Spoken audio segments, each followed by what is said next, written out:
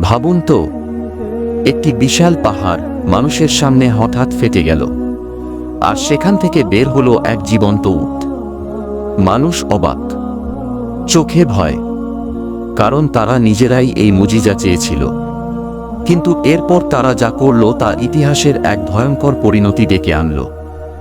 আজ আমরা শুনব হযরত সালেহ আলাইহিস সাল্লাম ও সামুদ জাতির সেই অবিশ্বাস্য গল্প, যেখানে অহংকার ও অবাধ্যতা ধ্বংস ডেকে এনেছিল। সামুদ ছিল এক শক্তিশালী ও ধনী জাতি। তারা পাহাড় কেটে বিশাল বাড়ি বানাত, তাদের প্রযুক্তি ও ক্ষমতা ছিল অসাধারণ। কিন্তু সমস্যা ছিল, তারা আল্লাহকে ভুলে গিয়েছিল।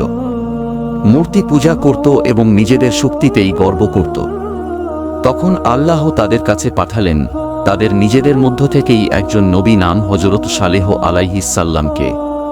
তিনি ইসলামের দাওয়াত দিতেন এবং তিনি বলতেন, শুধু এক আল্লাহর ইবাদত করো, অন্যায় ও অহংকার ছেড়ে দাও। কিছু মানুষ বিশ্বাস করল ও আল্লাহর ওপর ঈমান আনল, কিন্তু অধিকাংশ মানুষ তাকে নিয়ে উপহাস করল। অবিশ্বাসীরা বলল, তুমি যদি সত্যি আল্লাহর নবী হও, তাহলে এই পাহাড় থেকে একটি উট বের করে দেখাও। এটা ছিল অসম্ভব এক চ্যালেঞ্জ, কিন্তু আল্লাহর কাছে অসম্ভব কিছু নেই। তখন হযরত সালেহ আলাইহিস সাল্লাম আল্লাহর কাছে দোয়া করলেন এবং সাথে সাথে দোয়া কবুল হল। হঠাৎ পাহাড় কেঁপে উঠল, সাথে সাথে পাহাড় ফেটে গেল, আর সেখান থেকে বের হলো এক বিশাল অলৌকিক উট।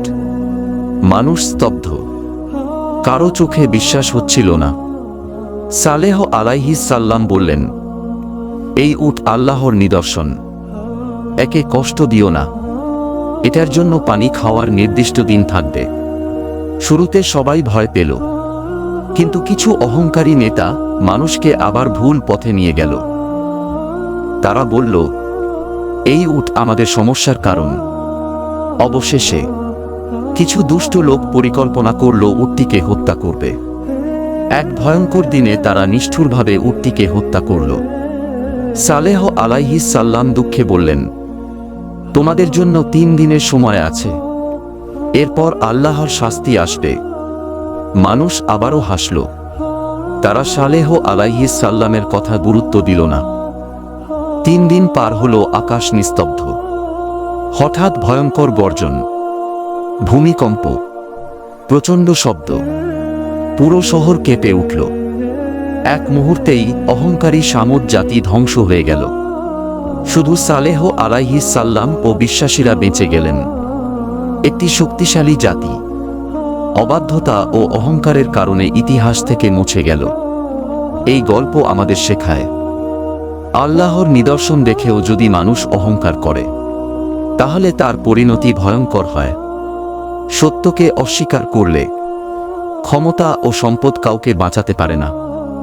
আর যারা আল্লাহর উপর বিশ্বাস রাখে, আল্লাহ তাদের সব সময় রক্ষা করেন। তাই আমাদের উচিত অহংকার ছেড়ে দেওয়া, সত্য গ্রহণ করা, আর আল্লাহর আদেশ মেনে চলা। আল্লাহ সবাইকে হেদায়েত দান করুন।